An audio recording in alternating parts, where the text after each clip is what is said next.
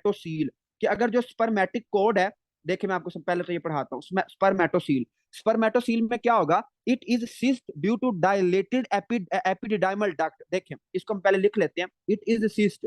System किसको कहते हैं, फ्लूइड फिल्ड पॉकेट को। तो it is cyst dilated due to dilated epididymal duct, कि जो हमारी एपिडिडाइमस डक्ट होती है, अगर उसकी क्या होता है, उसकी डायलेशन हो जाए, एक सिस्ट बन जाए, वहां पे एक पॉकेट बन जाए, तो इसको हम कहते हैं स्पर्मेटोसील। मतलब कि जो आपकी स्पर्मेटिक कॉर्ड है उसमें क्या बन गया, उसमें एक्यूमुलेशन हो गई है। तो it is cyst due to dilated epididymal duct or rete testis. Rete testis और एपिडिडाइमल डक्ट मैंने आपको डिटेल में पढ़ाया था। अगर रेटिटेस्टिस या फिर एपिडिडाइमल डक्ट की क्या हो जाती है, डायलेशन होती है, और वहां पे एक सिस्ट बन जाता है, तो उसमें क्या हो सकता है, उसमें भी ये स्पर्मेटोसील बन सकता है। उसके अलावा है जी, इसमें पैराटेस्टिकुलर फ्लक्चुएंट नोड्यूल मिलेंगे आपको। क्या मिलेंगे, पैराटेस्टिकुलर नोड्स मिलेंगे। टेस्टिस के इर्द गिर्द आपको क्या मिलेंगे, डिफरेंट नोड्स मिलेंगे, डिफरेंट आपको क्या मिलेंगे, नोड्स मिलेंगे। ओके, तो मुझे बताएं शाहबाज जल्दी से कि आपको हाइड्रोसील और स्पर्मेटोसील की समझ आई है या ऊपर से गुजर गई है बात। मैं आपको इसकी पिक्चर दिखाता हूँ, फिर आपका और इंटरेस्ट बनेगा इसमें। आप भी कहेंगे कि यार ये क्या ड्राई सिस्टम है, लेकिन बहुत लंबा सिस्टम हो गया यार ये देखिए, ये आपका प्यारा सा आ गया स्पर्मेटोसील। देखिए उसने एक डायग्राम में आपको समझाने की कोशिश की है कि ये क्या है, एपिडिडाइमस है। ये क्या है, एपिडिडाइमस। और एपिडिडाइमस की क्या हुई पड़ी है, इसकी डायलेशन है। जो एपिडिडाइमस था वो डायलेट कर गया। जब वो डायलेट करेगा तो उसमें फ्लूइड एक्युमुलेट हो जाएगा, और वहां पे एक बहुत बड़ा सिस्ट बन गया। तो इसको हम क्या कहेंगे, इसको हम कहेंगे स्पर्मेटोसील। तो इट इज स्पर्मेटोसील। तो ये आपके सामने बिल्कुल क्रिस्टल क्लियर डायग्राम आपके सामने है, और अब भी आपको समझ ना आए तो फिर अल्लाह ही हाफिज है। तो मुझे जल्दी से बताएं कि आपको समझ आ गई है। जी जी, जल्दी बताएं, शाबाश। बाकी आज क्या कोई लड़ाई हुई है घर में, मतलब कोई बोल नहीं रहा, बहुत कम स्टूडेंट आज बोल रहे हैं, या किसी टीचर ने दुखी शुकी लगा दी है। इसका ट्रीटमेंट यही होगा कि हम इसको एस्पायर करेंगे, ठीक है, इसको हम इसकी सर्जिकल इंटरवेंशन करेंगे, और हम इसको एस्पायर करेंगे, फ्लूइड को बाहर निकाल देंगे। बताएं, मैम आईपरी ने तो कोई दुखी शुकी नहीं लगा दी, आज सारे बड़े अफसोस के साथ बैठे हुए हैं। वाह जी वाह, डॉक्टर तरीम साग खा रही हैं, शायद इस वजह से वो बोल नहीं रही, वो कम बोल रही हैं। फार्मा की क्लासेस बहुत ज्यादा ऐड हो गई हैं, वो तो मेरी भी हो गई हैं, फार्मा मेरी भी काफी क्लासेस ऐड हो गई हैं, और आपको पता भी है कि क्या हिसाब किताब है। डॉक्टर अक्सा शायद आज थकी हुई हैं। जी अल्लाह बचाए आईपीरी मैम से बस।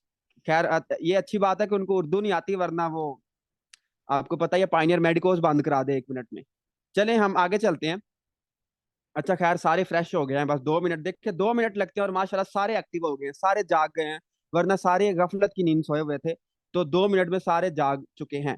खैर अच्छी बात है, आप जागते ही रहो तो अच्छी बात है, अगर आप सो गए तो फिर काम काफी खराब हो जाएगा। ठीक हो गया, तो हम आगे चलते हैं, और आगे है जी टेस्टिकुलर ट्यूमर्स। ठीक है, कि जो टेस्टिस हैं इसके ट्यूमर कौन कौन से हो सकते हैं। ठीक है, तो टेस्टिकुलर ट्यूमर, ठीक है, टेस्टिक्यूलर टेस्टिक्यूलर ट्यूमर्स के टेस्टिस हैं, इसके कौन कौन से ट्यूमर्स हो सकते हैं। ठीक है, तो जो टेस्टिस है इसके मतलब कैंसर कौन कौन सा होता है। ठीक है, तो जो टेस्टिकुलर ट्यूमर में क्या क्या आता है, germ cell tumour accounts for 95% of testicular tumours. कि ये मतलब ये क्या होते हैं, ये जर्म सेल ट्यूमर्स हैं। टेस्टिस के अंदर क्या होते हैं, जर्म सेल्स होते हैं, मतलब स्पर्म्स वगैरह होते हैं, तो उनके ये क्या होते हैं, ट्यूमर होते हैं, और ये क्या होते हैं, it accounts for 95%, it accounts for 95%। Sir torsion torsion testicular एक बार बताइए। अभी पढ़ना है हमने, टोर्शन वाला पढ़ना है, डॉक्टर अक्सा भी हमने पढ़ना है। Germ cell tumour that accounts for 95% of testicular tumour. इसमें आपको दो मतलब इसमें ना आपको 3 तरह के सेल मिलेंगे। इसमें आपको सबसे पहले क्या मिलेगा, जर्म सेल्स मिलेंगे। ये 2 तरह के होते हैं, एक होता है जर्म सेल ट्यूमर, एक क्या होता है, germ cell tumour germ cell tumour होता है, और क्या होता है, दूसरा क्या होता है, सेक्स कोड ट्यूमर। ठीक है, सेक्स कोड ट्यूमर। तो मैंने आपको समझाया भी था, जब हमने ओवरीज पढ़ी थी, तो मैंने कहा था ओवरीज में जो जर्म सेल होते हैं वो कौन से होते हैं, डेट इज एग। और उसमें जो सेक्स कोड सेल्स होते हैं वो कौन से होते हैं, ग्रेनुलोजा सेल। और कौन से होते हैं, ग्रेनुलोजा सेल के साथ कौन सा होता है, अपना थीका सेल्स।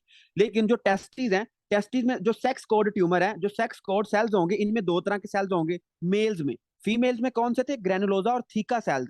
और जो मेल है, मेल में क्या होगा, मेल में सर्टोली सेल होगा, ठीक है, मेल में क्या होगा, सर्टोली सेल होगा, मेल में क्या होगा जी, सर्टोली सेल होगा, और क्या होगा उसमें, लेडिक सेल होगा। अगर लेडिक सेल का ट्यूमर हो जाता है, अगर लेडिक सेल का ट्यूमर हो जाता है या फिर सर्टोली सेल का ट्यूमर हो जाता है, तो उसको क्या होगा, उसको, इसको हम कह देंगे सेक्स कोर ट्यूमर, इसको हम क्या कहेंगे, सेक्स कोर ट्यूमर कहेंगे। और जर्म सेल ट्यूमर, जो जर्म सेल ट्यूमर है, जर्म सेल ट्यूमर में क्या होगा कि उसको स्पर्म वगैरह का मसला आएगा, ठीक है, उसको उसका ट्यूमर हो जाएगा।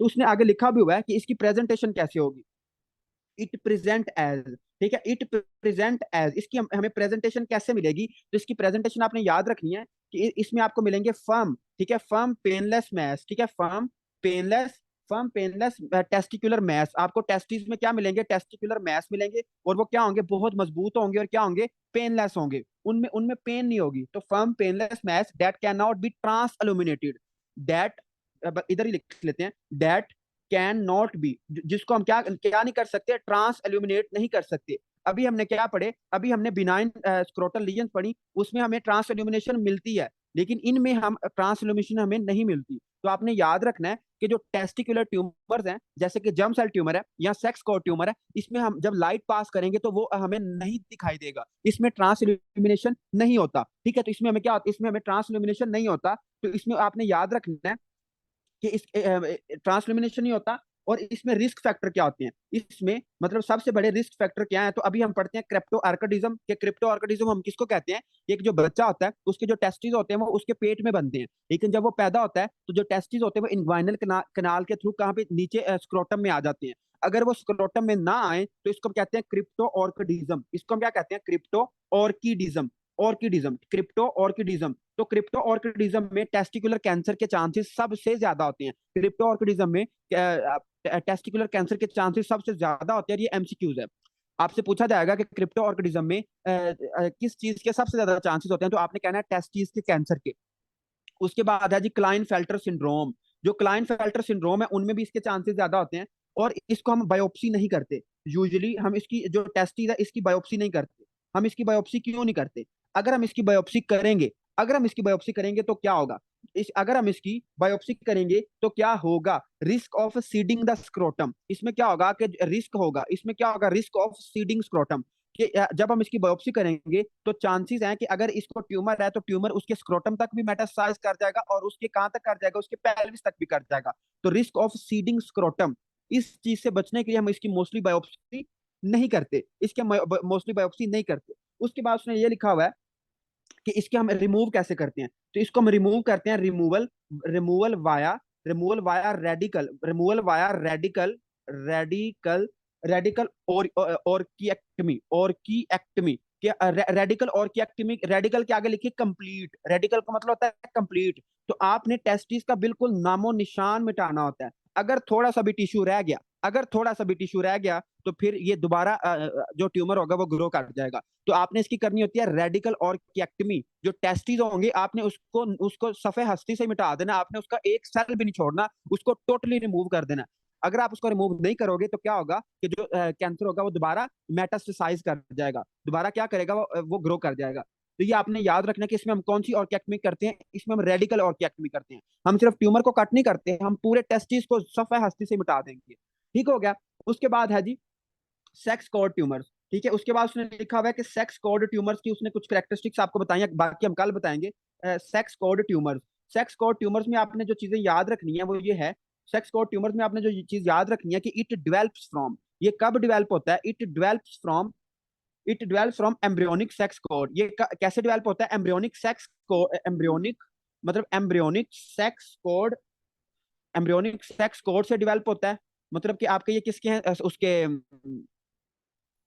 लेडिक सेल और सर्टोली सेल्स के।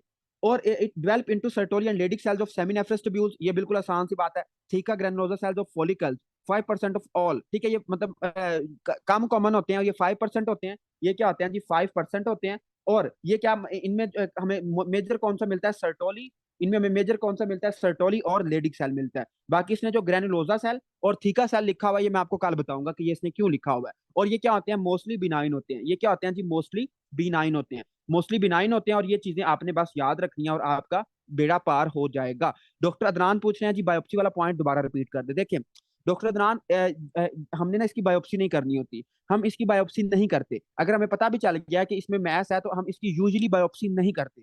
अगर हम बायोप्सी करेंगे तो क्या होगा, जब हम सैंपल ले रहे होंगे तो क्या होगा कि अगर उसको वाकई ट्यूमर है, अगर उसको वाकई कैंसर है, तो जो सेल होगा वो सीड कर जाएगा।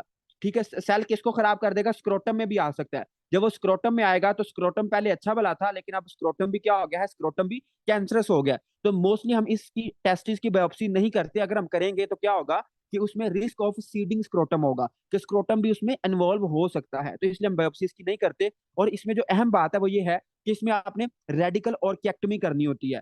टेस्टिस को आपने सफाई हस्ती से मिटा देना है। अगर थोड़ा सा भी सेल रह गया तो ये दोबारा ग्रो कर जाएगा। ठीक है, तो इसमें ये बहुत अहम बात है कि इसमें आपने कौन सी ऑर्किएक्टमी करनी है, रेडिकल ऑर्किएक्टमी करनी है। आपने पार्शियल नहीं करनी, आपने कंप्लीट उसकी ऑर्किएक्टमी करनी है। आपने उसकी क्या करनी है, कंप्लीट ऑर्किएक्टमी करनी है। ठीक हो गया, तो ये चीज आपने याद रखनी है। ओके, अब मुझे शाहबाज जल्दी से बताएं कि आपको ये समझ आया है, फिर हम आगे चलें। जल्दी बताएं जल्दी। अब आगे दो तीन टॉपिक रह गए हैं जो कि पीछे रह गए थे, तो उसको हम जरा जल्दी से कर लेते हैं। और बहुत आसान से वो टॉपिक और इंटरेस्टिंग भी है काफी। ठीक हो गया, तो जो सो रहे हैं माशाल्लाह वो जरा जाग जाएं, बस 10 मिनट और बर्दाश्त कर लें, फिर उनकी जान छूट जाएगी। ठीक हो गया, तो सबसे पहला टॉपिक है that is cryptorchidism. That is cryptorchidism, बहुत आसान टॉपिक है, आपको पहले ही आता है। Crypto cryptorchidism, cryptorchidism का मतलब क्या होगा कि जो टेस्टीज है वो डिसेंड नहीं करेंगे, जो टेस्टीज होंगे वो डिसेंड नहीं करेंगे। ठीक है, ओके डॉक्टर मारिया, मैं इसको एंड पे अब बताता हूँ स्पर्मेटोसील का, क्योंकि अभी टाइम कम है, तो हम इस तरह इसको कंप्लीट कर लें। जो क्रिप्टो ऑर्किडिज्म है, इसमें इसकी डेफिनेशन क्या होगी, अनडिसेंडेड। ठीक है, अनडिसेंडेड अनडिसेंडेड टेस्टीज। ठीक है, कि आपको पता है कि जो बेबी होता है इसमें टेस्टीज उसके पेट में बनते हैं, और बाद में वो कहाँ पे आते हैं, वो बाद में कहाँ पे आ जाते हैं, वो उसके आ जाते हैं उसमें स्क्रोटम में।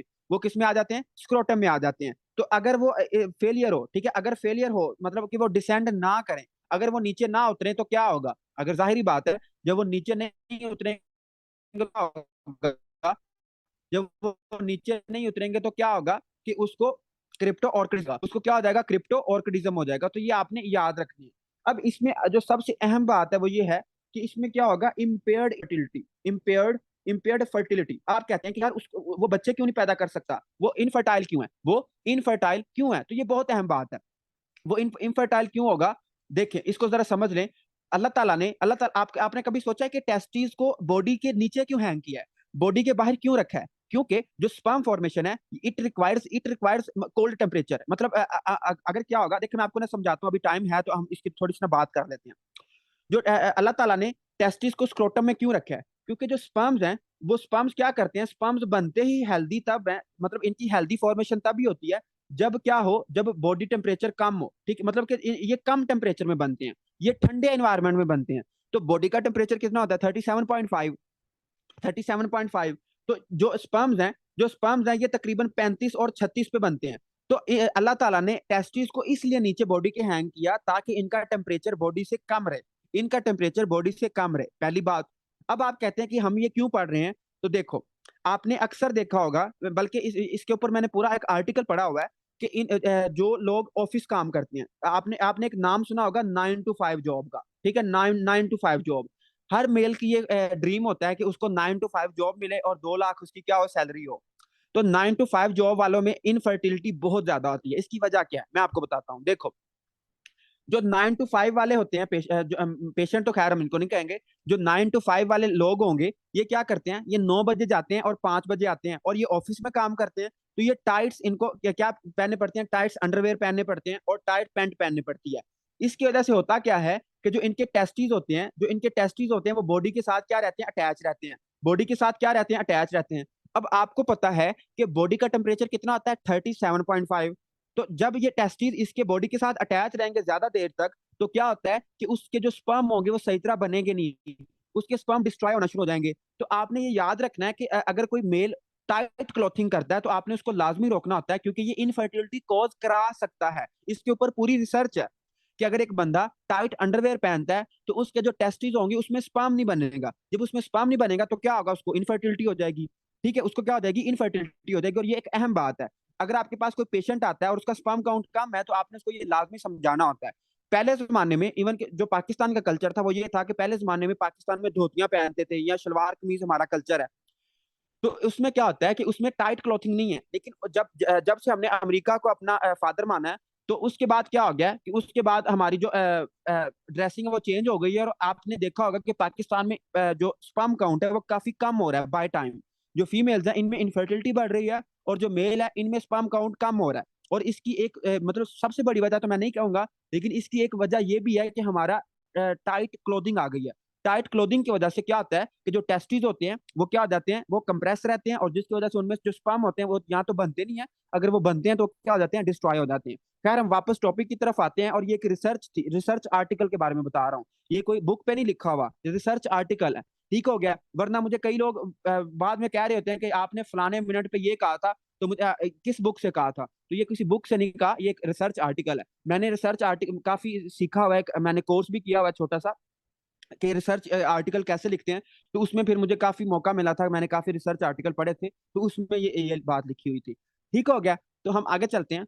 अब जो क्रिप्टो ऑर्किडिज्म है इसमें क्या होगा, इम्पेयर्ड फर्टिलिटी। जाहिर बात है कि जब टेस्टिस abdomen में होंगे तो क्या होगा, उसमें खाक स्पर्म्स बनेंगे। तो जब स्पर्म ही नहीं बनेंगे तो क्या होगा, जो मेल होगा वो क्या होगा, उसमें फर्टिलिटी कम होगी। क्योंकि आपको पता है कि जो स्पर्म डेवलप बेस्ट कब होते हैं, लेस देन 37, मतलब 35 36 पे डेवलप होते हैं। लेकिन बॉडी का टेम्परेचर कितना होता है, 37.5। तो उसको क्या हो जाता है, उसको मसला हो जाता है। और इसमें क्या होती है, इसमें क्या होता है, सब फर्टिलिटी। ठीक है, इस एक और वजह यह है कि इसमें क्या होगा, इसमें सब फर्टिलिटी होगा, मतलब कि इसकी फर्टिलिटी कम होगी।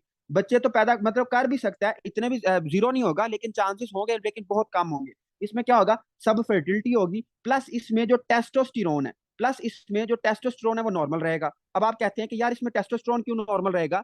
क्योंकि क्योंकि स्पर्म किस पे बनते हैं, स्पर्म कोल्ड टेम्परेचर पे बनते हैं। लेकिन जो टेस्टोस्टेरोन है, जो टेस्टोस्टेरोन कौन बनाते हैं, लेडिक सेल। तो वहां पे भी ये बात हमने पढ़ी थी कि जो लेडिक सेल होते हैं, इन ये they are unaffected by temperature. इनके ऊपर हमारे टेम्परेचर का कोई इफेक्ट नहीं होता। तो इसको आप बॉडी के अंदर रखो, बॉडी के बाहर रखो, लेडिक सेल अपना काम परफॉर्म करेंगे। तो उसमें जो टेस्टोस्टेरोन होगा वो नॉर्मल होगा, लेकिन स्पर्म काउंट क्या होगा, कम होगा। स्पर्म काउंट क्या होगा, कम होगा, और टेस्टोस्टेरोन क्या होगा, नॉर्मल होगा। तो ये बात आपने याद रखनी है। उसके बाद है जी इसकी एसोसिएशन। ठीक है, इसकी एसोसिएशन किसके साथ है? ठीक है, तो इसकी एसोसिएशन को हम पढ़ लेते हैं। Association with increase germ cell tumour. इसमें जर्म सेल ट्यूमर के चांसेस बढ़ जाते हैं। जर्म सेल ट्यूमर के रिस्क क्या हो जाता है, इंक्रीज हो जाता है। जर्म सेल ट्यूमर का रिस्क क्या हो जाता है, इंक्रीज हो जाता है। और एक सबसे अहम बात यह है कि जितना बेबी प्री मेच्योर होगा, जितना बेबी प्री मेच्योर होगा, जितना बेबी प्री मेच्योर होगा, उतने ज्यादा चांसेस है किसके चांसेस है, क्रिप्टो ऑर्किडिज्म के।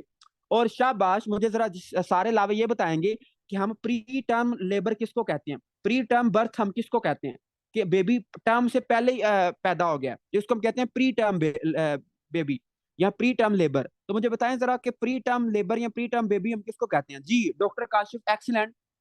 ऐसी लेबर ऐसी लेबर जो कि लेस देन 37 वीक से पहले हो, मतलब अगर उसकी 37 वीक से पहले, ये गेस्टेशनल एज की बात कर रहा हूँ, ये गेस्टेशनल एज की बात कर रहा हूँ, फर्टिलाइजेशनल एज की नहीं बात कर रहा। अगर उसकी डिलीवरी 37 हफ्तों से पहले हो गई है तो इसको हम कहते हैं प्री टर्म लेबर। 20 वीक्स कौन कह रहा है? 20 वीक्स के पहले होता है वो अबॉर्शन होता है। 20 वीक से पहले अबॉर्शन होता है, और 20 वीक से पहले अगर डिलीवरी हो गई है तो उसको हम क्या कहते हैं, उसको हम कहते हैं प्री टर्म। उसको हम क्या कहते हैं, प्री टर्म लेबर। और टर्म लेबर हम किसको कहते हैं, 37 से लेके 40 तक। और अगर 40 हफ्ते गुजर गए हैं उसके बाद डिलीवरी होती है तो उसको हम कहते हैं पोस्ट टर्म लेबर। उसको हम क्या कहते हैं, पोस्ट टर्म लेबर कहते हैं। तो जितना बेबी प्री मेच्योर पैदा हो जाएगा, उतनी ज्यादा उसमें क्रिप्टो ऑर्गेनिज्म के चांसेस होंगे। और इंक्रीज रिस्क ऑफ क्रिप्टो, और उसके बाद उसने लिखा हुआ है कि इसमें क्या होगा, इसमें इनहिबिन बी कम होगा। इसमें क्या होगा, इनहिबिन बी कम होगा। ठीक है, इसमें जब इनहिबिन बी कम होगा तो जाहिर बात है, इनहिबिन बी ने क्या काम करना था, एफएसएच को काम करना था, एलएच को काम करना था। तो जाहिर बात है जब इनहिबिन बी कम होगा तो क्या होगा, एफएसएच ज्यादा होगा, और क्या होगा, एलएच भी ज्यादा होगा। ये दोनों क्या होंगे, ज्यादा होंगे। और टेस्टोस्टेरोन क्या होगा, अब ये देखो यहाँ पे उसने लिखा भी हुआ है, जो टेस्टोस्टेरोन होगा वो नॉर्मल होगा। टेस्टोस्टेरोन नॉर्मल होगा, लेकिन टेस्टोस्टेरोन नॉर्मल होगा, लेकिन किसमें, यूनिलेटरल में। अगर एक टेस्टिस है, मतलब स्क्रोटम में एक टेस्टिस प्रेजेंट है और एक मिसिंग है, तो उसमें टेस्टोस्टेरोन क्या होगा, नॉर्मल होगा। लेकिन अगर दोनों टेस्टिस प्रेजेंट नहीं है, मतलब कि बाइलेटरल है, बीएल का मतलब है बाइलेटरल, अगर दोनों टेस्टिस की क्रिप्टोऑर्किडिज्म है तो उसमें जो टेस्टोस्टेरोन होगा वो कम होगा। अगर बाइलेटरल है तो टेस्टोस्टेरोन कम होगा। अगर यूनिलैटरल है तो टेस्टोस्टेरोन क्या होगा, नॉर्मल होगा। टेस्टोस्टेरोन क्या होगा जी, नॉर्मल होगा। और इसमें आपने और क्या याद रखना है, अब आप कहते हैं कि यार इसको हम ट्रीट कैसे करें, तो इसको आपने क्या करनी होती है, इसका ट्रीटमेंट ये है कि इसकी है ऑर्कियोपैक्सी। एक ट्रीटमेंट होता है ये पूरा इसको हम पढ़ेंगे भी, ऑर्कियोपैक्सी। ऑर्कियोपैक्सी बिफोर 1 एज, ये सर्जरी का टॉपिक है। ऑर्कियोपैक्सी बिफोर 1 एज, मतलब बेबी पैदा हुआ है और जब तक वो इन्फेंट है, जब तक वो 1 साल का है, 1 साल से पहले पहले हमने उसकी क्या करनी होती है, ऑर्कियोपैक्सी करनी होती है, मतलब कि उसकी सर्जिकल करेक्शन करनी होती है। ठीक है, हम सर्जरी करते हैं और सर्जरी से फिर लेके आते हैं उसको, नीचे लेके आते हैं।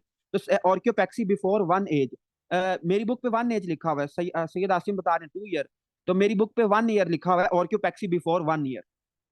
ओके, हम आगे चलते हैं। और आगे है जी टेस्टिकुलर टोर्शन। आगे क्या है, टेस्टिकुलर टोर्शन, मतलब कि जो टेस्टिस का ब्लड वेसल्स है, अगर उनका आपस में क्या हो जाए, अगर आपस में वो मतलब रोल हो जाए, तो इसको हम कहते हैं टेस्टिकुलर टोर्शन। इसको पहले डेफिनेशन लिखते हैं, फिर मैं आपको डायग्राम दिखाता हूँ। Rotation of it is rotation of it is rotation of testis, it is rotation of testis, testis around spermatic code.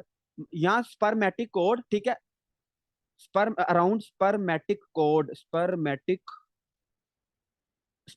Code, या फिर स्पर्मेटिक कोड, या फिर जो वस्कुलर पेडिकल है, जहां पे जहां से उसकी वेसल्स, वस्कुलर वस्कुलर पेडिकल है, उसके इर्द गिर्द अगर जो टेस्टिस हैं वो क्या हो जाए, रोल हो जाए, तो इसको हम कहते हैं टेस्टिकुलर टोर्शन। अब आप कहते हैं कि यार समझ नहीं आई, तो मैं आपको डायग्राम दिखाता हूँ, फिर आपको समझ आएगी। ठीक है, तो कहाँ गई हमारी ये डायग्राम है। ठीक है, ये डायग्राम आपके सामने शो हो रही है, बड़ी प्यारी सी डायग्राम है। देखो, उसने उसने ये बड़ा क्लियर कट आपको समझाने की कोशिश की है। ये यूवर्ल्ड की डायग्राम है। खैर हमने यूट्यूब पे डालना है, मुझे नहीं लगता कि इस पे कोई कॉपीराइट इशू आएगा, तो खैर ये यूवर्ल्ड की डायग्राम, हम इस यूवर्ल्ड को काट देते हैं। अच्छा, यूवर्ल्ड यूवर्ल्ड की डायग्राम है, और इसमें उसने बताया हुआ है कि जो टेस्टिस है, टेस्टिस में ये क्या है, ये उसका है पेम्पिनी फॉर्म प्लेक्सिस। ये क्या है उसका, पेम्पिनी फॉर्म प्लेक्सिस है। और ये क्या है, इंटरनल स्पर्मेटिक आर्टरी, मतलब कि आर्टरीज और वेसल्स हैं उसमें एंटर हो रही है। और ये क्या है, उसका ट्यूनिका वेजिनालिस है, और उसने आपको एक नॉर्मल टेस्टिस दिखाया हुआ है। लेकिन यहाँ पे क्या हुआ है कि जो उसकी जो टेस्टिस है वो घूम गई है।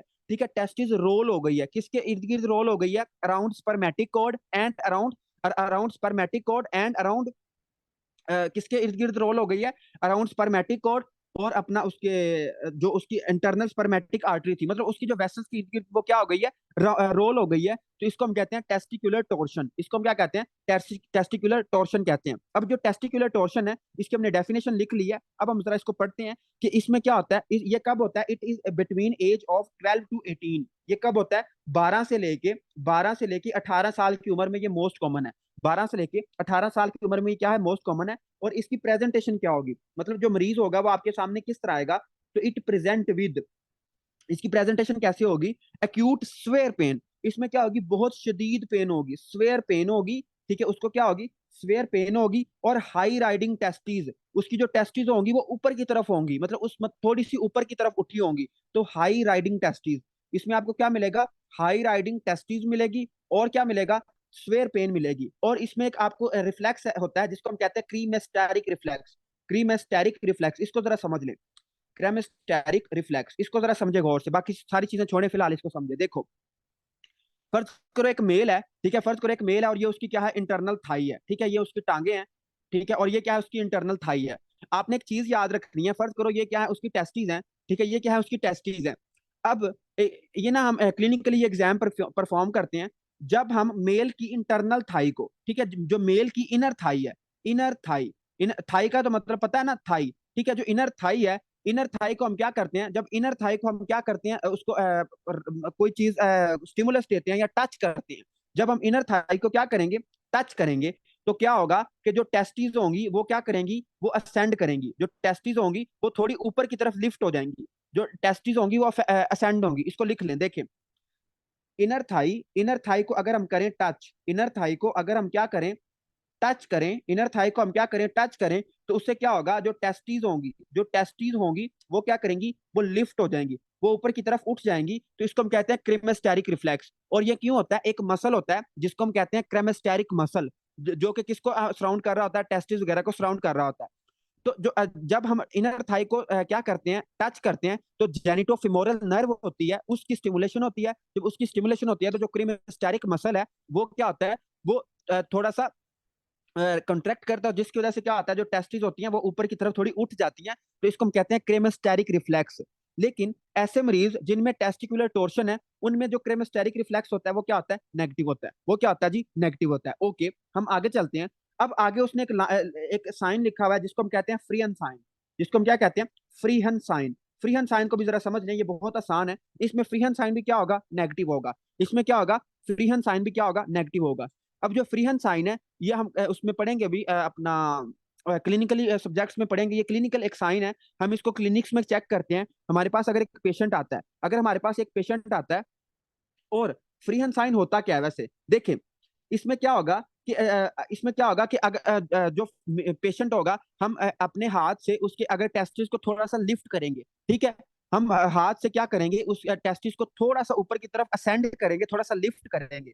तो अगर लिफ्टिंग टेस्टिस, देखिए अगर हम उस टेस्टिस को क्या करते हैं, थोड़ा सा लिफ्ट करते हैं, लिफ्टिंग टेस्टिस, अगर हम टेस्टिस को लिफ्ट करते हैं, अगर अगर उसकी पेन कम हो जाती है, अगर उसकी पेन एलिविएट, एलिविएट का मतलब होता है कम हो जाना, lifting testing, lifting testis alleviate pain. अगर टेस्टिस को हम थोड़ा सा ऊपर उठाते हैं और उसकी पेन कम हो जाती है, तो इसका हम डायग्नोज बनाएंगे कि इसको क्या है, एपी एपी एपीडीडाइमाइटिस है। एपीडीडाइमाइटिस है। एपीडीडाइमाइटिस के जो उसकी एपिडेडिमस है, उसकी इन्फ्लेमेशन हुई पड़ी है। लेकिन अगर लिफ्टिंग टेस्टिस, हमने क्या किया, हमने उसकी टेस्टिस को थोड़ा सा ऊपर लिफ्ट किया, थोड़ा सा ऊपर लिफ्ट किया, और अगर पेन क्या हो गई, ज्यादा हो गई, पेन क्या हो गई, इंक्रीज हो गई, पेन अगर इंक्रीज हो जाती है, तो हमारा डायग्नोज क्या बनेगा, हमारा डायग्नोज क्या बनेगा, टेस्टिकुलर टोर्शन। इसको क्या है, टेस्टिकुलर टोर्शन है। इसको क्या है जी, टेस्टिकुलर टोर्शन है। तो इसको हम कहते हैं फ्रीहन साइन। इसको हम क्या कहते हैं, फ्रीहन साइन। तो अगर आपकी बुक पे नहीं लिखा हुआ तो इसको जरा लिख ले, मैं दोबारा बताता हूँ। फ्रीहन साइन क्या होता है कि हम जो पेशेंट होगा उसकी टेस्टिस को थोड़ा सा ऊपर लिफ्ट करेंगे, अगर लिफ्ट करने पे उसकी पेन कम हो जाती है, तो उसका हम डायग्नोज बनाएंगे कि इसको क्या है, एपिडेडिमाइटिस है। इसका जो एपिडेडिमस है उसकी इन्फ्लेमेशन हुई पड़ी है। अगर अगर हम थोड़ा सा टेस्टिस को लिफ्ट ऊपर की तरफ करें और पेन इंक्रीज हो जाए, पेन कम होने की बजाय इंक्रीज हो जाए, तो उसमें क्या है, उसमें टेस्टिकुलर टोर्शन है। उसकी जो टेस्टिस है वो रोल हो चुकी हैं, किसके रोल, इर्द गिर्द रोल हो चुकी हैं, उसकी स्पर्मेटिक कॉर्ड और वस्कुलर पेडिकल के रोल हो चुकी हैं। ठीक हो गया, तो ये आपने याद रखना है कि it is Prehn sign, it is Prehn sign. अब आप कहते हैं कि यार ये किन बंदों में ज्यादा होगा, इसकी एसोसिएशन क्या है, तो इसकी एसोसिएशन बहुत आसान है। इसकी एसोसिएशन क्या है कि congenital inadequate fixation of testis to tunica vaginalis. कि इसको जरा समझ लेना, ये कंफ्यूजिंग लाइन है। अगर क्या हो, पैदाइशी मसला हो, ठीक है, कंजेनाइटल अबनॉर्मेलिटी हो, कंजेनाइटल इनएडिक्वेट फिक्सेशन, इनएडिक्वेट फिक्सेशन। अगर क्या हो, कंजेनाइटल इनएडिक्वेट फिक्सेशन हो, मतलब के क्या हो, जो उसकी टेस्टिस है वो उसके ट्यूनिका वेजिनालिस के साथ सही तरह अटैच नहीं है। उसकी जो ट्यूनिका वेजिनालिस है उसके साथ वो सही तरह अटैच नहीं है, तो क्या होगा, आपने एक चीज याद रखनी है, इस डिजीज में ना हमें जो टेस्टिस होती हैं, इस डिजीज में हमें जो टेस्टिस होती हैं वो हमें फ्री मिलती हैं। मतलब स्क्रोटम में टेस्टिस इर्द गिर्द उसके अंदर घूम फिर रही होती हैं, मतलब किसी भी डायरेक्शन में वो आगे पीछे मूव कर रही होती हैं। इसकी वजह क्या है कि it is due to congenital inadequate fixation with tunica vaginalis. अगर ट्यूनिका वेजिनैलिस के साथ, ठीक है, अगर ट्यूनिका वेजिनैलिस के साथ उसकी फिक्सेशन नहीं है, तो उसमें क्या हो सकता है, उसमें ये वाली प्रॉब्लम आ सकती है। उसके अलावा उसने ये लिखा हुआ है कि हॉरिजॉन्टल पोजिशनिंग ऑफ टेस्टिस। देखो, फर्ज करो हमने एक स्क्रोटम बनाते हैं, ये क्या है, एक स्क्रोटम है और ये एक स्क्रोटम है, ठीक है, मतलब सिर्फ समझाने के लिए बता रहा हूँ। तो इसके अंदर हम टेस्टिस बनाते हैं। तो आपने याद रखना है, जो टेस्टिस हमारी एनाटॉमी हमें बताती है कि जो टेस्टिस होती हैं वो कुछ इस तरह अरेंज होती हैं। टेस्टिस क्या होती हैं, वर्टिकल पोजीशन में होती हैं, लेकिन थोड़ी सी वो किस किस शक्ल में होती हैं, थोड़ी सी वो किस शक्ल में होती हैं, हॉरिजॉन्टल में। ज्यादा वो किस में होती हैं, वर्टिकल में, मतलब कि वो ज्यादा वर्टिकल एरिया में होती हैं। लेकिन इस पेशेंट में क्या होगा, जो टेस्टिस होंगी वो हॉरिजॉन्टल पड़ी होंगी, इस तरह हॉरिजॉन्टल पड़ी होंगी स्क्रोटम में। ठीक हो गया, हॉरिजॉन्टल क्या होंगी, पड़ी होंगी। तो उसकी भी क्या है, एसोसिएशन है। और इस हॉरिजॉन्टल टेस्टिस को हम क्या कहते हैं, हॉरिजॉन्टल टेस्टिस को हम क्या कहते हैं, इसको हम कहते हैं जी बेल क्लैपर। इसको हम क्या कहते हैं, किधर गया, हाँ, बेल क्लैपर, एक मिनट, बेल क्लैपर डिफॉर्मिटी, इसको हम कहते हैं bell clapper deformity. Bell clapper deformity हम किसको कहते हैं कि जो टेस्टिस होंगी वो क्या होंगी, हॉरिजॉन्टल होंगी। जो टेस्टिस होंगी वो क्या होंगी, हॉरिजॉन्टल होंगी। तो ये आपने याद रखना है। उसके बाद है जी कि ये क्यों हो सकता है, तो it can be due to trauma, कि अगर ट्रॉमा होता है तो उसकी वजह से भी हो सकता है, या फिर क्या हो सकता है, या ये खुद ब खुद भी हो सकता है, तो स्पॉन्टेनियसली भी हो सकता है और ट्रॉमा की वजह से भी हो सकता है, स्पॉन्टेनियसली या फिर ट्रॉमा की वजह से भी हो सकता है। अब आप कहते हैं यार हम इसको ट्रीट कैसे करेंगे, तो इसका ट्रीटमेंट क्या है, इसका ट्रीटमेंट है सर्जिकल करेक्शन। हम इसकी क्या करेंगे, सर्जरी करेंगे, सर्जिकल करेक्शन करेंगे। हम इसकी क्या करेंगे, सर्जिकल करेक्शन करेंगे विद इन 6 आवर्स।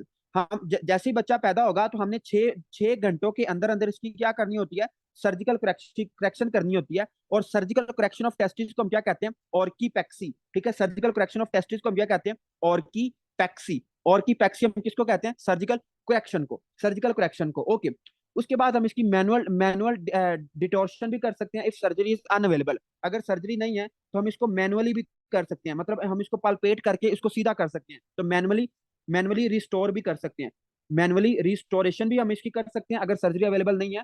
और पैक्सी और की pexy should be done bilateral because contralateral testis is at risk of subsequent torsion. देखें, अगर हम इसकी और की पैक्सी करते भी हैं, और की पैक्सी करते भी हैं, तो उसको हमने बाइलेटरल करना होगा। उसको हमने क्या करना होगा, बाइलेटरल करना होगा। क्यों, अगर हम यूनिलेटरल करेंगे तो जो सब्सिक्वेंट है, मतलब जो उसके सब्सिक्वेंट है, सब्सिक्वेंट क्या होगा, उसमें इंक्रीज होगा टॉर्शन का रिस्क। देखिए मैं इसको आसान लफ्जों में समझाता हूँ। देखो, जब भी हमने और इसकी टेस्टिकुलर टॉर्शन की ऑर्कियोपैक्सी करनी है तो हमने दोनों तरफ करनी है। अगर हम एक तरफ करेंगे तो जो उससे उलट वाली अपना होगी टेस्टिस, उसकी क्या हो सकती है, उसकी टेस्टिकुलर टॉर्शन हो सकती है। तो इस वजह से अगर एक साइड पे टॉर्शन और एक साइड पे नॉर्मल है तो आपने दोनों तरफ करनी है। अगर आप एक तरफ करोगे तो जो नॉर्मल है वो भी खराब हो सकती है। ठीक हो गया, तो इसका मतलब यही है। उसके बाद है जी कि इफ टेस्ट इज नॉट वायाबल। ठीक है, इफ टेस्टिस, अगर जो टेस्टिस हैं वो वायाबल नहीं है, इफ टेस्टिस, टेस्ट वायाबल का मतलब क्या होता है, वायाएबल। वायाबल का मतलब होता है कि नॉट एबल टू सर्वाइव, मतलब कि हमारे किसी काम की नहीं है। जो टेस्टिस है वो बिल्कुल डेड हो चुकी हैं, नॉट एबल टू सर्वाइव, कि अगर क्या है, जो टेस्टिस हैं वो सर्वाइव नहीं कर पाएंगी, मतलब वो हमारे किसी काम की नहीं है, वो डेड हो चुकी हैं। तो हम क्या कर देंगे, हम चुप करके क्या कर देंगे, ऑर्क्यूएक्टमी कर देंगे। ऑर्क्यूएक्टमी कर देंगे मतलब टेस्टिस को ही सफाई हस्ती से उड़ा देंगे। हम उसको क्या कर देंगे, सफाई हस्ती से ही उड़ा देंगे। तो ये आपने चीजें याद रखनी है। ओके, इसमें एक चीज रह गई है, बेल क्लैपर डिफॉर्मिटी। इसको जरा हम इसकी बात कर लेते हैं। देखो, जो बेल क्लैपर डिफॉर्मिटी होता है, आपको पता होना चाहिए, हमने एक स्ट्रक्चर पढ़ा था। देखो ये स्क्रोटम है और इसके अंदर क्या होता है, इसके अंदर क्या होता है, टेस्टिस होता है। आपको पता होना चाहिए कि जो टेस्टिस होती हैं ये स्क्रोटम के साथ एंकर होती हैं, स्क्रोटम के साथ जुड़ी होती हैं by the help of an structure जिसको हम कहते हैं गैबरनैकुलम। जिसको हम क्या कहते हैं, गैबरनैकुलम। गैबरनैकुलम क्या है, ये बस एक सपोर्टिंग स्ट्रक्चर है। अगर किसी मेल में जो गैबरनैकुलम है ये क्या है, डिफेक्टिव है, ये क्या है जी, डिफेक्टिव है, तो क्या होगा, उसकी टेस्टिस खुली खुली घूम फिर रही होंगी स्क्रोटम में। तो इसको हम कहते हैं बेल क्लैपर डिफॉर्मिटी। इसको हम क्या कहते हैं, बेल क्लैपर डिफॉर्मिटी। और bell clapper deformity is associated with testicular torsion. Testicular torsion के साथ क्या है, इसकी एसोसिएशन है। ओके, अब मुझे शाबाश जल्दी से सारे लावे बताएंगे कि क्रिप्टो ऑर्किडिज्म और टेस्टिकुलर टॉर्शन की दोनों की समझ आ चुकी है या कोई मसला रह गया, जी जल्दी बताएं। अभी 10 मिनट पड़े और 10 मिनट में हम वैकोसील को बहुत अच्छे तरीके से कर लेंगे। डॉक्टर समीना को समझ आ गई है, बाकी किसी को समझ नहीं आई। डॉक्टर काशिफ ने एक हार्ट भी भेजा है और माशाल्लाह उनको समझ भी आ चुकी है। डॉक्टर अदनान को भी समझ आ गई है, बाकी भी जरा बताएं। Testicular repeat, testicular repeat. Okay, हम इसको रिवाइज करते हैं, चलें। जो टेस्टिकुलर टॉर्शन है ये क्या होता है, देखिए डॉक्टर सैयद आसिम, इसको जरा आप सुने गौर से, वरना आप किसी और से पूछेंगे फिर। देखो, जो टेस्टिकुलर टॉर्शन है, टेस्टिकुलर टॉर्शन क्या होता है, अगर टेस्टिस अपने जो उसकी जो स्पर्मेटिक कॉर्ड है और जो उसकी वेसल्स है उनके इर्द गिर्द अगर वो रोल कर जाए तो इसको हम कहते हैं टेस्टिकुलर टॉर्शन। इसको हम क्या कहते हैं, टेस्टिकुलर टॉर्शन। अब ये क्या है, ये जो आपकी लेफ्ट साइड में है ये क्या है, इट इज नॉर्मल टेस्टिस। और आपकी जो राइट साइड में शो हो रही है इट इज टेस्टिकुलर टॉर्शन की जो टेस्टिस है वो राउंड कर चुकी हैं, वो घूम चुकी हैं, किसके इर्द गिर्द, वो रोल, उनका जो स्ट्रक्चर था वो रोल हो चुका है। इसको हम कहते हैं टेस्टिकुलर टॉर्शन। ये किन किन लोगों में ज्यादा होता है, जो 12 से 18 साल के लोग होते हैं। और मरीज आपके पास कैसे आएगा, वो कहेगा कि डॉक्टर साहब मुझे बहुत शदीद पेन हो रही है टेस्टिस में, टेस्टिस में बहुत शदीद पेन हो रही है। और जब आप उसको पल्पेट करोगे तो टेस्टिस क्या होंगी, हाई राइडिंग टेस्टिस होंगी। और इसमें आपको क्रीमेस्टेरिक रिफ्लेक्स क्या मिलेगा, नेगेटिव मिलेगा। क्रीमेस्टेरिक रिफ्लेक्स क्या होता है, क्रीमेस्टेरिक रिफ्लेक्स क्या होता है, इसमें क्या होगा कि जब आप इनर थाई को टच करोगे तो क्या होगा, जो टेस्टिस होगी वो ऊपर की तरफ लिफ्ट हो जाएंगी, तो इसको हम कहते हैं क्रिमेस्टेरिक रिफ्लेक्स, ये एक नॉर्मल रिफ्लेक्स है। लेकिन इन जो टेस्टिकुलर टॉर्शन होता है, क्योंकि इसमें क्रिमेस्टेरिक मसल की भी टॉर्शन हुई पड़ी होती है, तो इसमें क्रिमेस्टेरिक जो रिफ्लेक्स होता है वो एब्सेंट होता है। और इसमें आपको फ्रीहैंड साइन भी नेगेटिव मिलेगा। फ्रीहैंड साइन भी क्या मिलेगा, नेगेटिव मिलेगा। फ्रीहैंड साइन क्या होता है कि अगर आप पेशेंट की टेस्टिस को थोड़ा सा ऊपर लिफ्ट करोगे, तो अगर उसकी पेन कम हो जाती है तो आप कहोगे इसको एपिडिडाइमाइटिस है, इसका जो एपिडाइडिमस है उसकी इन्फ्लेमेशन हुई पड़ी है। लेकिन जब आपने टेस्टिस को थोड़ा सा लिफ्ट किया और टेस्टिस में पेन कम होने की बजाय ज्यादा हो गई, तो आपको पता चल गया कि यार इसको ना टेस्टिकुलर टॉर्शन है, इसको क्या है, टेस्टिकुलर टॉर्शन है। अब इसकी एसोसिएशन किसके साथ है, इसकी एसोसिएशन है कंजेनाइटल इनएडिक्वेट फिक्सेशन के साथ। कि मतलब अगर कोई बच्चा है, वो पैदाइशी उसकी जो टेस्टिस है उनमें उनमें प्रॉब्लम है, फिक्सेशन प्रॉब्लम है, मतलब कि उसकी जो ट्यूनिका वेजिनालिस के साथ उसकी टेस्टिस सही तरह अटैच नहीं है, तो जो टेस्टिस होंगी वो स्क्रोटम में आवारा घूम फिर रही होंगी, तो क्या हो सकता है कि जब वो घूमेंगी तो क्या होगा, वो उनकी टॉर्शन हो जाएगी। या फिर ट्रॉमा हो सकता है, या फिर क्या हो सकता है, ये स्पॉन्टेनियसली भी हो सकता है। या फिर एक और डिफॉर्मिटी हमने पढ़ा, bell clapper deformity. Bell clapper deformity में क्या होता है कि जो गैबर नेकुलम होता है वो एब्सेंट होता है, या फिर वो डिफेक्टिव होता है। जब वो एब्सेंट या डिफेक्टिव होगा तो क्या होगा कि टेस्टिस आवारा स्क्रोटम में घूम फिर रही होंगी, जब वो घूम फिर रही होंगी तो क्या होगा कि उसको टेस्टिकुलर टॉर्शन हो जाएगा। अब आप कहते हैं कि यार हम इसको ठीक कैसे करें, तो इसकी हम करते हैं सर्जिकल करेक्शन। 6 घंटों के अंदर अंदर हमने इसकी क्या करनी होती है, सर्जिकल करेक्शन करनी होती है, और हमने इसकी क्या करनी होती है, मैनुअल रिस्टोरेशन करनी होती है अगर सर्जरी अवेलेबल नहीं है। और हम इसकी ऑर्कियोपैक्सी करेंगे बायलेटरल। अगर एक ठीक और एक खराब है तो हम दोनों तरफ ऑर्कियोपैक्सी करेंगे, अगर हम एक तरफ करेंगे तो दूसरी खराब हो सकती है, तो इस वजह से बायलेटरल इज रिकमेंडेड। ठीक हो गया। और अगर टेस्टिस क्या है, वायबल है। वायबल का मतलब क्या होता है, नॉट वायबल। अगर टेस्टिस क्या है, वायबल नहीं है, ठीक है। वायबल का मतलब क्या होता है कि एबल टू सर्वाइव। देखें, नॉट वायबल का मतलब क्या है कि जो टेस्टिस है वो जाया हो चुकी हैं, वो खत्म, वो डेड हो चुकी हैं। तो अगर वो डेड हो चुकी हैं तो हम चुप करके क्या करेंगे, उसकी टेस्टिस ही उड़ा देंगे, टेस्टिस को कट कर देंगे, और उसकी टेस्टिकुलर टॉर्शन क्या हो जाएगी, बिल्कुल ठीक हो जाएगी। उसकी टेस्टिकुलर टॉर्शन क्या हो जाएगी, बिल्कुल ठीक ठाक हो जाएगी। जी डॉक्टर सैयद आसिम, समझ आ गई है या कोई मसला अभी भी रह गया? ओके जी, माशाल्लाह, चलें, अच्छी बात है, समझ आ गया। गैबरनेकुलम का फंक्शन क्या है, जो गैबरनेकुलम है, गैबरनेकुलम टेस्टिस को स्क्रोटम के साथ एंकर करके रखता है। एंकर करके रखता है, उसको गार्ड के रखता है, सपोर्ट करता है, ठीक है। टेस्टिस के साथ उसको एंकर करके रखता है, इसको गैबरनेकुलम का ये फंक्शन है। डॉक्टर निमरा पूछ रही हैं जी, बाइलेटरल क्रिप्टोक्रेटिज्म में लो टेस्टोस्टेरोन और यूनिलैटरल में नॉर्मल कैसे होगा? जी देखें, इसकी जहां तक मुझे ये समझ आई है कि जब एक टेस्टिस क्या होगी, स्क्रोटम में होगी, तो वो टेस्टोस्टेरोन को पूरा कर देगी। लेकिन अगर दोनों टेस्टिस अब्डोमेन में है, अगर दोनों टेस्टिस अब्डोमेन में है, तो उसमें वो जो टेस्टिस होंगी वो कंप्रेस होंगी।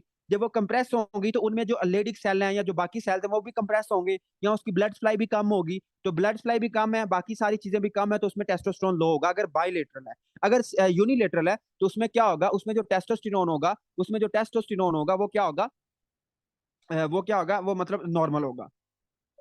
जी क्योंकि दोनों टेस्टिस की सेल्स नहीं होंगे। जो बायलेटरल होता है इसमें भी होता है, इसमें इवन के फर्टिलिटी के चांसेस भी होते हैं, लेकिन इसमें टेस्टोस्टेरोन और स्पर्म्स बहुत कम होते हैं। यार देखिए, मैं आपको ना एक मशवरा देता हूँ, ब्रदराना मशवरा, बड़े भाई होने के नसीहत से, गुस्सा नहीं करना आपने किसी ने भी। आप ना इतना क्रिटिकल ना सोचा करो, आप सबसे ज्यादा क्रिटिकल मैं सोचता हूँ। मैं अपने टीचर से बहुत क्वेश्चनिंग करता हूँ, बहुत मतलब जब मैं स्कूल या कॉलेज लाइफ में था मैंने बहुत क्वेश्चनिंग की है। लेकिन आप जितना ज्यादा क्रिटिकल सोचोगे आपको एनएलडी में उतनी ज्यादा प्रॉब्लम होगी। जितना आप चीजों को सिंपल रखोगे उतना आपके लिए इजी भी रहेगा और आपको चीजें याद रहेंगी। जितना आप उसकी डेप्थ में घुसोगे कि ये ऐसा क्यों होता है, ये क्या है, वो क्या है, और ये कैसे है, तो आपको उतनी ज्यादा बाद में कंफ्यूजन होगी। जितनी ज्यादा आपको कंफ्यूजन होगी आपको एनएलई में उतनी ज्यादा प्रॉब्लम होगी। इसलिए मेरी कोशिश यही होती है कि हम चीजों को बिल्कुल सिंपल सिंपल रखें, सीधी सीधी। अगर हम ज्यादा डिटेल में घुस जाएंगे, देखो अगर ज्यादा डिटेल पढ़नी है तो फिर हम तो गाइटन पढ़ेंगे, फिर हम रोबिन पढ़ेंगे, फिर हम फर्स्ट एड क्यों पढ़ रहे हैं? First aid is very excellent book for exam point of view. ये आपने इसने आपको एग्जाम पास कराना है, आपने आपको नॉलेज भी देना है और एग्जाम भी पास कराना है। जितने आप उसको डिटेल में जाओगे कि ये क्या है, ये क्यों है, ये ऐसे क्यों है, तो आपको उतनी ज्यादा प्रॉब्लम होगी। ये मेरा एक बड़े भाई होने की हैसियत से आपको मशवरा है कि आप इतनी ज्यादा डिटेल में ना जाया करें, चीजों को सिंपल रखा करें। कीप थिंग्स सिंपल, जितना आप सिंपल रखोगे आपको उतना जल्दी आपका टेस्ट पास होगा। ये लिख लें अपनी फर्स्ट एड पे, और बाद में आप मुझे दुआएं दुआएं देंगे अगर आपने मेरी बात मान दी तो।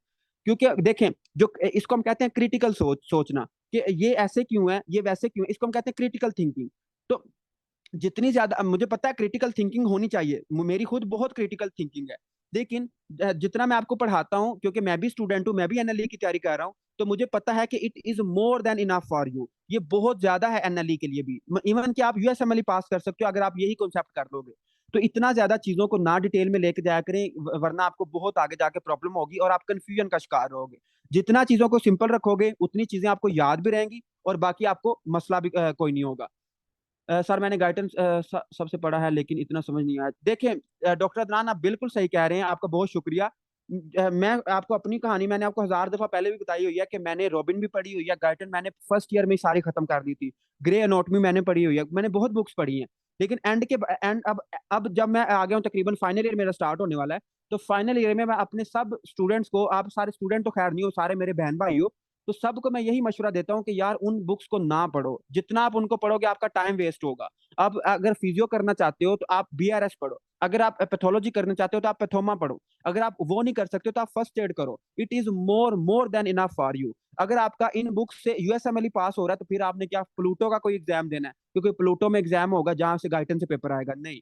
आप दुनिया का सबसे जो मुश्किल एग्जाम है दैट इज यूएसएमएलई, तो अगर आप ये बुक पढ़ के यूएसएमएलई कर सकते हो तो आप कुछ भी कर सकते हो। इसलिए मेरा आपसे अगेन ब्रदराना मशवरा यही है कि इतनी डिटेल में ना जाया करें, आप सिर्फ ये पढ़ें, फर्स्ट एड पढ़ें, और it is more than enough for you. Medicine पढ़नी हो फिर जी, जो मेडिसिन है, मेडिसिन के लिए step two CK is best. अगर आप पेपर की तैयारी करना चाहते हैं तो step two CK is bestest book for NLE and any exam. लेकिन अगर आपके पास काफी टाइम है और आप मेडिसिन पढ़ना चाहते हैं, तो एक बुक है जिसका नाम है इरफान मसूद। ठीक है, इरफान मसूद की मेडिसिन बहुत अच्छी है, आप वो लो, और वो मेडिसिन की बुक अच्छी है। खैर आप लोगों ने काफी टाइम जाया करा दिया है, हम आगे चलते हैं। That is varicocele. ठीक है, इसको हम 2 मिनट में खत्म करते हैं। वेरेकोसील का मतलब क्या होता है? Dilation of vessels. ठीक है, डायलेशन ऑफ वेसल्स। अगर जो टेस्टिस की वेसल्स हैं, अगर वो क्या कर जाए, वो डायलेट कर जाए, अगर वो क्या कर जाए, डायलेट कर जाए, तो इसको हम कहते हैं वेरेकोसील। इसको हम क्या कहते हैं जी? वेरेकोसील कहते हैं। तो it is dilation of veins in pampiniform plexus. कि अगर इसमें क्या होगी, dilation of veins, dilation of veins in pampiniform plexus, की जो टेस्टिस का प्लेक्सिस होता है उसकी अगर वेन्स डायलेट कर दे तो इसको हम कहते हैं varicocele. And it is due to venous pressure, it is due to increase venous pressure. इसमें क्या होगा, जो वीनस प्रेशर होगा वो इंक्रीज हो जाएगा। अब वीनस प्रेशर क्यों इंक्रीज होगा? It is most common cause of scrotal enlargement. ये सबसे बड़ी बड़ी वजह है कि अगर किसी पेशेंट के स्क्रोटम, मतलब उसके जो टेस्टिस है वो बड़े बड़े हैं, तो स्क्रोटल इनलार्जमेंट की सबसे जो बड़ी वजह है दैट इज वेरेकोसील। इनलार्जमेंट की सबसे बड़ी वजह क्या है? That is varicocele. उसके बाद है it is most common in test left testis. ये किसमें मोस्ट कॉमन है? लेफ्ट टेस्टिस में। इसकी हमने वजह भी पढ़ी थी कि जो लेफ्ट गोनेडल वेन है वो किस में ड्रेन करती है? वो लेफ्ट रीनल वेन में ड्रेन करती है। Due to its drainage to left renal vein, right side varicocele. जो राइट साइड वेरेकोसील है वो क्यों होगी? राइट साइड वेरेकोसील क्यों होगी? देखिए लेफ्ट वाली तो क्यों होगी? Due to stenosis of renal vein, left renal vein. लेकिन जो राइट साइड वेरेकोसील है ये क्यों होगी? तो आपको पता है कि जो राइट गोनेडल वेन है वो किसमें ड्रेन करती है? इंफीरियर वेना केवा में। तो जो राइट साइड वेरेकोसील है, इट ड्रेन इनटू, ठीक है, इट में indicate IVC obstruction, IVC obstruction, inferior vena cava obstruction. कि अगर इंफीरियर वेना केवा की ऑब्स्ट्रक्शन हो गई है तो उसमें क्या होगा? उसमें राइट साइड वेरेकोसील होगा। उसमें क्या होगा जी? राइट साइड वेरेकोसील होगा। क्यों होगा? क्योंकि आपको पता है रीनल सेल कार्सिनोमा, अगर किडनी का कैंसर होता है इंड्यूसिंग राइट रीनल वेन। देखिए रीनल सेल कार्सिनोमा हुआ, किडनी का कैंसर हुआ, और वो कहां तक आ गया? वो रीनल वेन तक आ गया। कौन सी वेन तक आ गया? Right renal vein. ठीक है, राइट रीनल वेन तक आएगा, जिसके बाद वो कहां पे चला जाएगा? इंफीरियर वेना केवा में। जब वो इंफीरियर वेना केवा में चला जाएगा तो क्या होगा? वो अब्स्ट्रक्ट हो जाएगी। जो इंफीरियर वेना केवा होगी वो क्या होगी? वो अब्स्ट्रक्ट हो जाएगी। वो क्या हो जाएगी? अब्स्ट्रक्ट हो जाएगी। और जब वो अब्स्ट्रक्ट होगी तो क्या होगा? जब वो अब्स्ट्रक्ट होगी तो क्या होगा?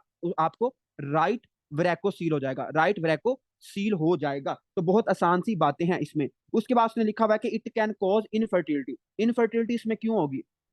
देखें, जब वेरेकोसील होगा तो टेस्टिस में क्या होगा? टेस्टिस में क्या होगा? ब्लड एक्यूमुलेट होगा, मतलब कि फ्लूइड एक्यूमुलेट होगा। और आपको पता है कि जो ब्लड या फ्लूइड है वो क्या कर देगा? टेस्टिस का टेम्परेचर बढ़ा देगा। तो जब टेस्टिस का टेम्परेचर बढ़ेगा, जब टेस्टिस का टेम्परेचर बढ़ेगा तो क्या होगा? क्या होगा कि उसको इनफर्टिलिटी हो जाएगी, जो मेल होगा वो क्या होगा, इनफर्टाइल हो जाएगा। अब आप कहते हैं कि इसका हम डायग्नोस कैसे करेंगे, तो इसका डायग्नोसिस कैसे करते हैं कि हम इसको जो पेशेंट होता है उसको स्टैंडिंग पोजीशन में लेके आते हैं, उसको हम खड़ा करते हैं, ठीक है, स्टैंडिंग पोजीशन, हम स्टैंडिंग पोजीशन में इसका एग्जामिनेशन करते हैं, ठीक है, स्टैंडिंग पोजीशन में हम उसको खड़ा करेंगे और इसमें हम करते हैं वल्सल्वा मनूवर। अब वल्सल्वा मनूवर बताने का टाइम नहीं है, टाइम बहुत कम है, मैंने आपको सीवीएस में पढ़ाया भी था वल्सल्वा मनूवर क्या होता है, ठीक है। हम इसका क्या करेंगे, वल्सल्वा मनूवर करेंगे। और वल्सल्वा मनूवर में क्या होगा, देखो, जब हम इंस्पेक्ट करेंगे टेस्टिस को, जब हम इसकी क्या करेंगे, अपनी आंखों से इंस्पेक्शन करेंगे, तो टेस्टिस हमें क्या नजर आएंगी, डिस्टेंडेड नजर आएंगी। डिस्टेंडेड के आगे लिख लें, डिस्टेंडेड का मतलब होता है स्वेलिंग, कि जो टेस्टिस होगी उसकी क्या हुई होगी, स्वेलिंग हुई होगी, उसकी क्या होगी, उसकी स्वेलिंग हुई होगी। और जब हम उसकी क्या करेंगे, जब हम उसमें वल्सल्वा मनूवर करेंगे तो टेस्टिस हमें क्या नजर आएंगी, उसकी स्वेल नजर आएंगी, क्या मतलब कि स्वेलिंग हुई होगी।